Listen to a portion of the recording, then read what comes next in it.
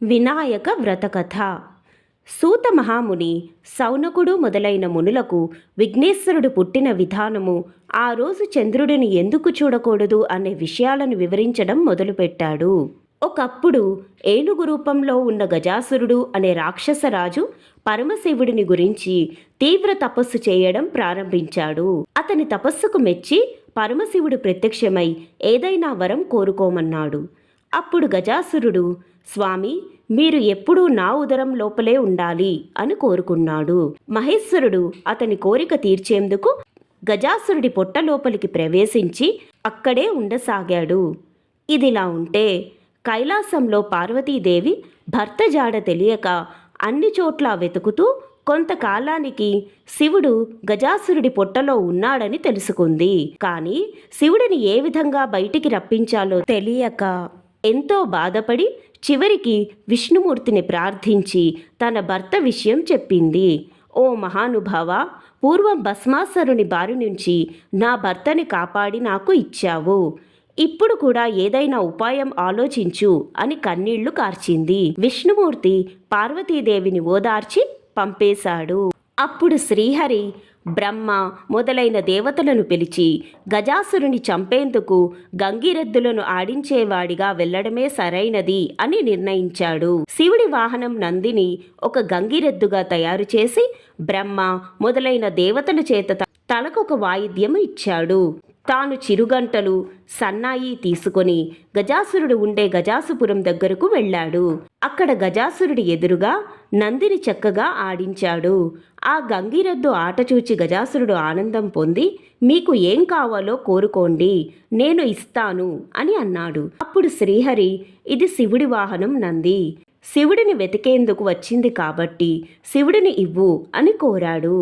ఆ మాటలకు నిర్ఘాంతపోయిన గజాసురుడు గంగిరెద్దులను ఆడించేందుకు వచ్చిన వాడు శ్రీహరి అని తెలుసుకొని తనకు చావు తప్పదు అని గ్రహించాడు.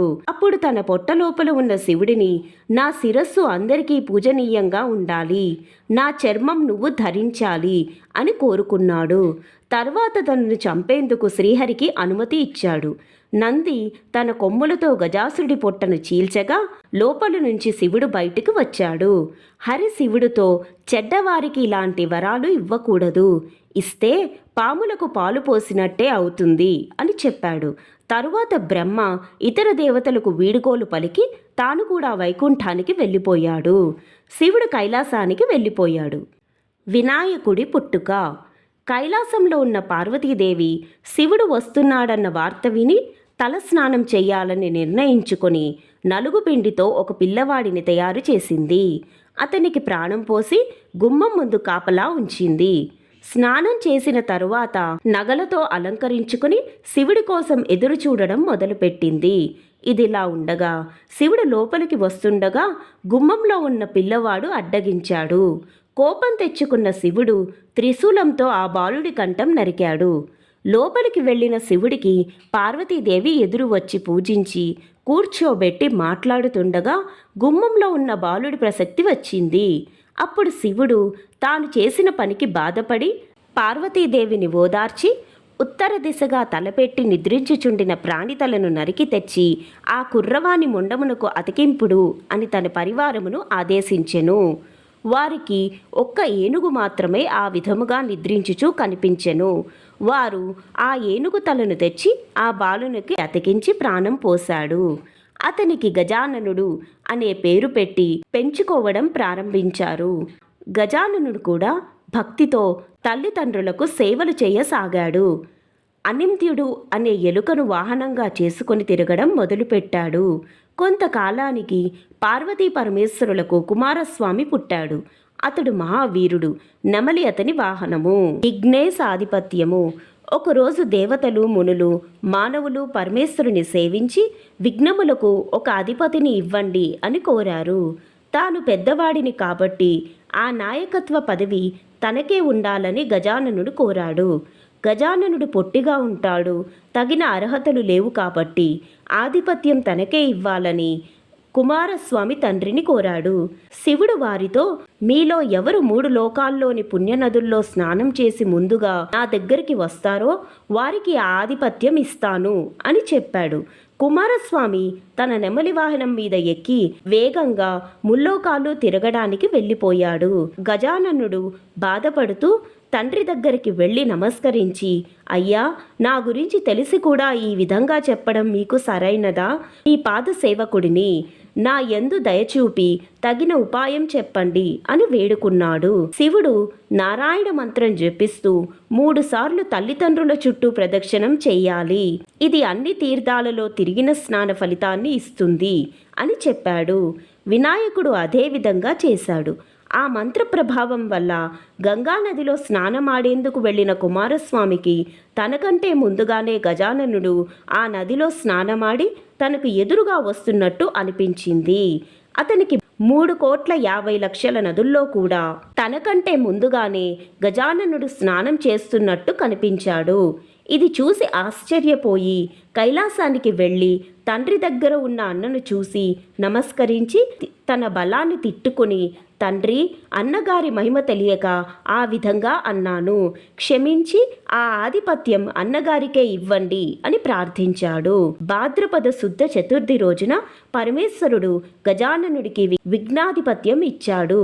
శివుడు అతనికి శివగణముల పైనను సురగణముల పైనను ఆధిపత్యమును ఇచ్చెను. అందువలన అతడు గణపతి అయినాడు. అటులనే విఘ్నములపై ఆధిపత్యము కూడా శివుడే ఇచ్చెను. అందువలన అతను విఘ్నేశ్వరుడు అయినాడు. ఈ ఆధిపత్యములను వినాయకుడు స్వీకరించిన రోజు భాద్రపద శుద్ధ చవితి. అంతేకాదు, అతడు జన్మించిన రోజు కూడా భాద్రపద శుద్ధ చవితి. అందుచే ఆ రోజు ముల్లోకములలోని వారు వినాయకుని పూజించి తమ తమ అభీష్టములను స్వామివారికి విన్నవించెదరు. ఆ రోజు అన్ని దేశముల వాళ్ళు విఘ్నేశ్వరుడికి తమ స్థాయిని బట్టి కుడుములు, మిగిలిన పిండి వంటలు, కొబ్బరికాయలు, పాలు, తేనె, అరటిపళ్ళు, పానకము, వడపప్పు మొదలైనవి సమర్పించి పూజించారు. విఘ్నేశ్వరుడు సంతోషపడి కుడుములు కొన్ని తిని, కొన్ని తన వాహనం అనింద్యుడికి ఇచ్చి, కొన్ని చేతిలో పట్టుకొని నిదానంగా సూర్యాస్తమయం అవుతుండగా కైలాసానికి వెళ్ళాడు. తల్లిదండ్రులకు నమస్కారం చేయబోగా పొట్ట భూమికి తగిలింది. కానీ చేతులు మాత్రం భూమి మీద ఆనలేదు. అతి కష్టం మీద చేతులు ఆంచినా నమస్కారం మాత్రం చేయలేకపోయాడు. ఈ విధంగా గణపతి కష్టాలు పడుతుండగా శివుడి తల మీద ఉన్న చంద్రుడు చూసి పగలబడి ఎగతాళిగా నవ్వాడు. రాజదృష్టి సోకితే రాళ్లు కూడా నుగ్గవుతాయి అన్న సామెత ప్రకారం వినాయకుడి పొట్ట పగిలి లోపల ఉన్న కుడుములు మొదలైనవి చుట్టుపక్కల దొల్లాయి.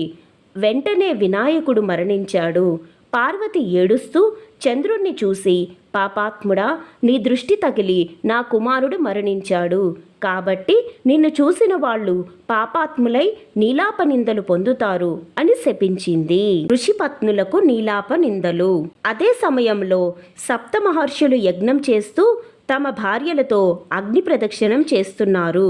అగ్నిదేవుడు ఋషిపత్నులను చూసి మోహించి మహర్షులు తనను శపిస్తారేమో అనే భయంతో రోజు రోజుకు బలహీనంగా మారిపోవన ఆరంభించాడు. అది అగ్ని భార్య స్వాహాదేవి గ్రహించి అరుంధతి రూపం తప్ప మిగిలిన ఋషిపత్నుల రూపం ధరించి భర్తకు సంతోషం కలిగించింది. ఋషిపత్నులు తమ భార్యల రూపంలో ఉన్న స్వాహాదేవిని చూసి తన భార్యలే అనుకొని భ్రమపడి వారిపై కోపం తెచ్చుకున్నారు. పార్వతి ఇచ్చిన శాపం ఫలితంగానే ఋషిపత్నులకు ఈ నీలాప నింద కలిగింది. దేవతలు, మునులు, ఋషిపత్నులు ఈ నీలాప నిందలను గూర్చి బ్రహ్మకు తెలిపారు. అతడు సర్వజ్ఞుడు కావటంతో అగ్నిదేవుడు భార్యే ఋషిపత్నుల రూపం దాల్చిందని తెలుసుకొని సప్త ఋషులను సమాధానపరిచి వారితో కూడి తాను కైలాసానికి వెళ్ళి ఉమామహేశ్వరులను సేవించి చనిపోయిన విఘ్నేశ్వరుని బతికించాడు. దాంతో పార్వతీ పరమేశ్వరులు ఎంతో సంతోషించారు. అప్పుడు దేవతలు మిగిలిన వాళ్ళు, పార్వతి, నువ్వు ఇచ్చిన శాపం వల్ల అన్ని లోకాలలో ఉన్నవారికి కీడు జరుగుతోంది, కాబట్టి దానిని ఉపసంహరించు అని ప్రార్థించారు. వారి ప్రార్థనలకు సంతోషించిన పార్వతి సంతోషంతో కుమారుని దగ్గరికి తీసుకుని ముద్దాడి, ఏ రోజున వినాయకుని చూసి చంద్రుడు నవ్వాడో ఆ ఒక్కరోజు మాత్రము చంద్రుని చూడకూడదు అని చెప్పింది. అప్పుడు బ్రహ్మ మొదలైన దేవతలు సంతోషిస్తూ తమ నివాసాలకు వెళ్ళిపోయారు. భాద్రపద శుద్ధ చతుర్థి నాడు మాత్రం చంద్రుని చూడకుండా జాగ్రత్త తీసుకొని సుఖంగా ఉన్నారు. ఈ విధంగా కొంతకాలం గడిచింది. శమంతకోపాఖ్యానము. ద్వాపర యుగంలో ద్వారకవాసి అయిన శ్రీకృష్ణుని నారదుడు దర్శించి ప్రార్థించి మాట్లాడుతుండగా, స్వామి, సాయంకాలం అయ్యింది. ఈరోజు వినాయక చతుర్థి కాబట్టి పార్వతీదేవి శాపం వల్ల చంద్రుడిని చూడకూడదు. నేను నా ఇంటికి వెళ్తాను, అనుమతించండి అని గతంలో జరిగినదంతా చెప్పి స్వర్గానికి వెళ్ళిపోయాడు. అప్పుడు శ్రీకృష్ణుడు ఆ రోజు రాత్రి చంద్రుడిని చూడకూడదని పట్టణంలో చాటింపు వేయించాడు. శ్రీకృష్ణుడు క్షీరప్రియుడు కావడంతో ఆ రోజు రాత్రి ఆకాశం వైపు చూడకుండా పశువుల శాలకు వెళ్ళి పాలు పితుకుతూ పాలలో చంద్రుడి ప్రతిబింబం చూసి, ఆహా, నాకు ఎలాంటి అపనింద రానుందో అని అనుమానించడం ప్రారంభించాడు. కొన్నాళ్లకు సత్రాజిత్తు సూర్యవరంతో సమంతకమణిని సంపాదించి శ్రీకృష్ణుడిని చూడడానికి ద్వారకకు వచ్చాడు. శ్రీకృష్ణుడు అతనికి మర్యాద చేసి ఆ మణిని తనకు ఇవ్వమని అడిగాడు. అప్పుడు సత్రాజిత్తు, ఇది రోజుకు 8 బారువుల బంగారం ఇస్తుంది. దీనిని ఏ ఆప్తునికైనా ఏ తెలివి తక్కువవాడు ఇవ్వడు అని అన్నాడు. శ్రీకృష్ణుడు ఊరుకున్నాడు. ఒకరోజు సత్రాజిత్తుని తమ్ముడు ప్రసేనుడు సమంతకమణిని కంఠానికి ధరించి వేటాడేందుకు అడవికి వెళ్ళగా అక్కడ ఒక సింహం ఆ మణిని మాంసం అనుకొని ప్రసేనుడిని చంపింది. ఆ సింహం ఆ మణిని తీసుకొని పోతుండగా ఒక భల్లూకం ఆ సింహాన్ని చంపి ఆ మణిని తీసుకుని తాను ఉండే కొండబిలానికి వెళ్ళి తన కుమార్తె జాంబవతికి ఆట వస్తువుగా ఇచ్చింది. మరునాడు సత్రాజిత్తు తమ్ముడి మృతివార్త విని, నేను ఆ మణిని ఇవ్వలేదని శ్రీకృష్ణుడు నా తమ్ముడిని చంపి రత్నం అపహరించాడు అని తన పట్టణంలో చాటింపు వేయించాడు. శ్రీకృష్ణుడు అది విని, ఆ రోజు పాలలో చంద్రుడిని చూసినందువల్లే ఈ నింద వచ్చింది అని భావించి దానిని తొలగించుకునేందుకు బంధుమిత్రులతో కలిసి అరణ్యంలో వెతకగా ఒకచోట ప్రసేనుడి కళేబరం, సింహపు కాలిజాడలు, భల్లూకం కాలిజాడ కనిపించాయి.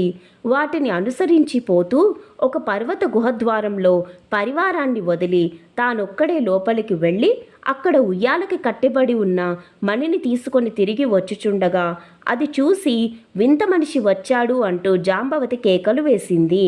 అంతలో జాంబవతుడు రోషంగా అక్కడికి వచ్చి అరుస్తూ గోళ్లతో గుచ్చుతూ శ్రీకృష్ణుడిపై యుద్ధం ప్రారంభించాడు. శ్రీకృష్ణుడు అతనిని కింద పడబోసి భీకర యుద్ధం ప్రారంభించాడు. ఆ విధంగా మొత్తం 28 రోజులు పోట్లాడారు.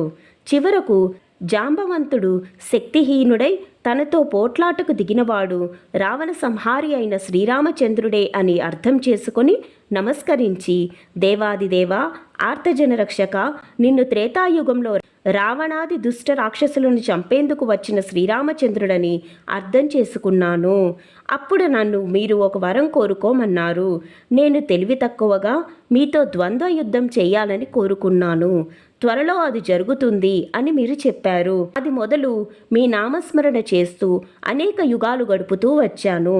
మీరు ఇప్పుడు నా నివాసానికి వచ్చి నా కోరిక నెరవేర్చారు. నా శరీరమంతా శిథిలమయ్యింది. ప్రాణాలు త్వరలో పోనున్నాయి. జీవితేచ్ఛ నశించింది. నా అపచారములు క్షమించి నన్ను కాపాడు. నీకంటే నాకు వేరే దిక్కు లేదు అంటూ ప్రార్థించాడు. అప్పుడు శ్రీకృష్ణుడు దయతో జాంబవంతుడిని తన చేతితో నిమిరి, జాంబవంత, సమంతకమణిని దొంగలించానని నాపై వచ్చిన అపనింద తొలగించుకోవడం కోసమే వచ్చాను. కాబట్టి మణిని నాకు ఇవ్వు, నేను వెళ్ళిపోతాను అని చెప్పాడు. అప్పుడు జాంబవంతుడు శ్రీకృష్ణునికి మణితో పాటు తన కుమార్తెను కూడా ఇచ్చాడు. తన ఆలస్యం వల్ల ఆందోళన చెందుతున్న బంధువులతో, సైన్యంతో, మణితో, జాంబవతితో కలిసి తన నగరానికి వెళ్ళాడు. సత్రాజిత్తుని పిలిపించి అందరినీ పిలిచి జరిగినదంతా వివరించి మణిని ఇచ్చాడు. అప్పుడు సత్రాజిత్తు, అయ్యో, లేనిపోని నిందమోపి దోషానికి పాల్పడ్డాను అని విచారించాడు.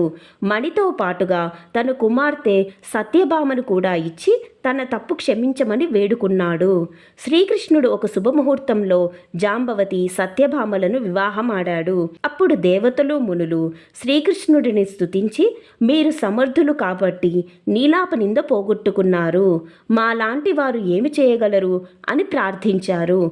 అప్పుడు శ్రీకృష్ణుడు భాద్రపద శుద్ధ చతుర్థి నాడు ప్రమాదవశాత్తు చంద్రుని దర్శనమైతే ఆ రోజు గణపతిని పూజించి సమంతకమని కథను విని పూజాక్షతలు తలపై వేసుకున్నట్లయితే నీలాప నిందలు పొందకుండా ఉంటారు అని చెప్పాడు.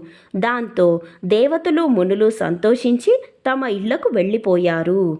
ప్రతి సంవత్సరం భాద్రపద శుద్ధ చతుర్థి నాడు దేవతలు, మహర్షులు, మానవులు మొదలగు వారు గణపతిని పూజించి తమ కోరికలు నెరవేర్చుకొని ఆనందంగా ఉన్నారని శాపమోక్ష విధానం శౌనకాది మునులకు వివరించిన తరువాత సూత మహాముని తన ఆశ్రమానికి వెళ్ళిపోయారు.